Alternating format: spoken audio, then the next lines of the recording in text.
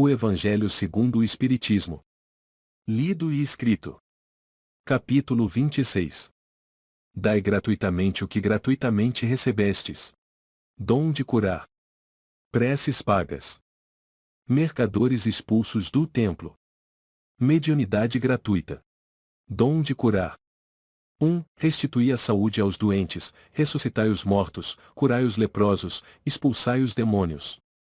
Dai gratuitamente o que gratuitamente haveis recebido. Mateus 10, 8. 2. Dai gratuitamente o que gratuitamente haveis recebido, diz Jesus a seus discípulos. Com essa recomendação, prescreve que ninguém se faça pagar daquilo porque nada pagou. Ora, o que eles haviam recebido gratuitamente era a faculdade de curar os doentes e de expulsar os demônios, isto é, os maus espíritos.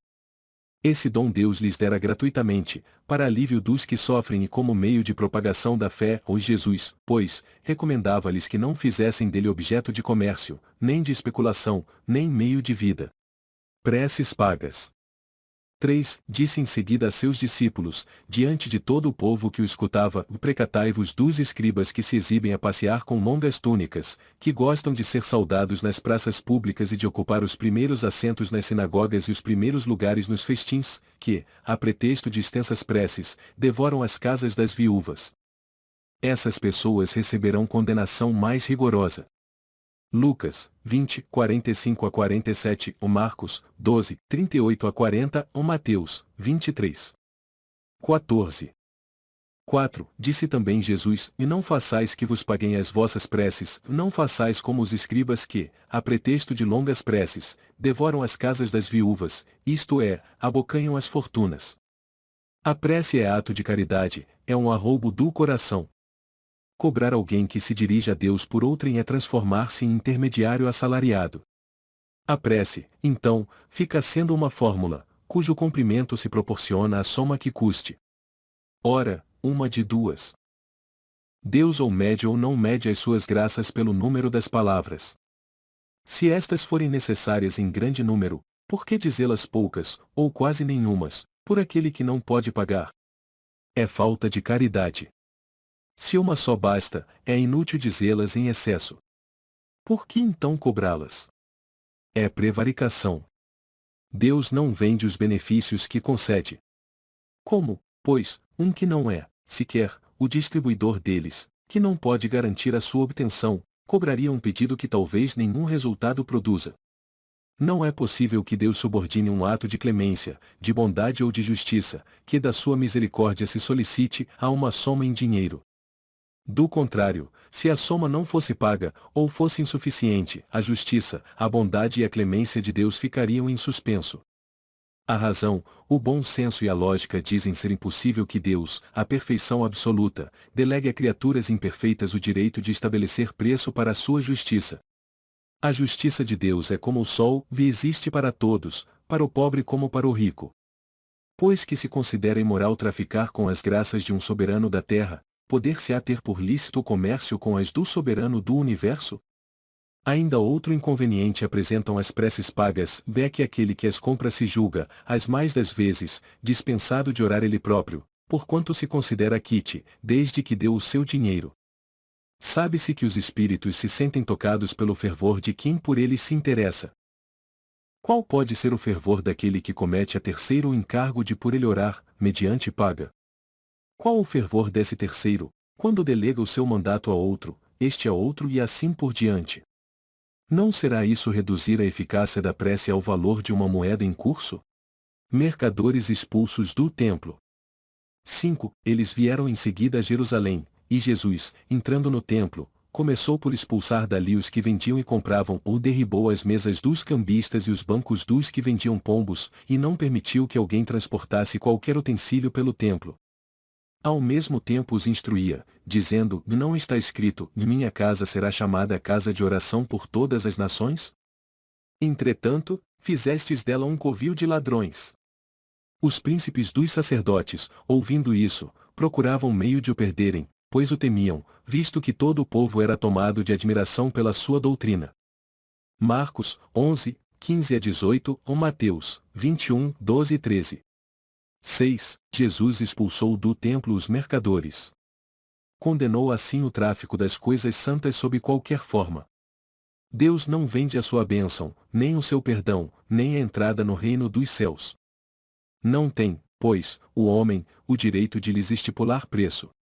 Mediunidade gratuita.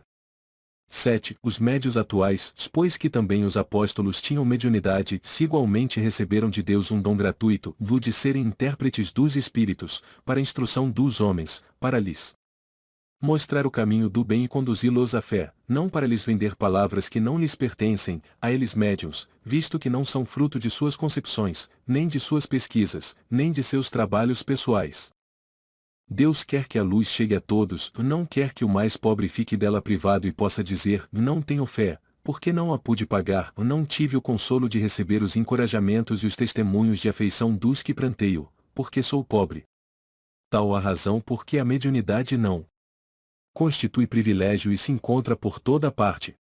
Fazê-la paga seria, pois, desviá-la do seu providencial objetivo. 8. Quem conhece as condições em que os bons espíritos se comunicam, a repulsão que sentem por tudo o que é de interesse egoístico, e sabe quão pouca coisa se faz mister para que eles se afastem, jamais poderá admitir que os espíritos superiores estejam à disposição do primeiro que apareça e os convoque a tanto por sessão. O simples bom senso repele semelhante ideia. Não seria também uma profanação evocarmos, por dinheiro, os seres que respeitamos, ou que nos são caros? É fora de dúvida que se podem assim obter manifestações, mas quem lhes poderia garantir a sinceridade? Os espíritos levianos, mentirosos, brincalhões e toda a caterva dos espíritos inferiores, nada escrupulosos, sempre acorrem, prontos a responder ao que se lhes pergunte, sem se preocuparem com a verdade. Quem, pois, deseje comunicações sérias deve, antes de tudo, pedi-las seriamente, em seguida, inteirar-se da natureza das simpatias do médium com os seres do mundo espiritual.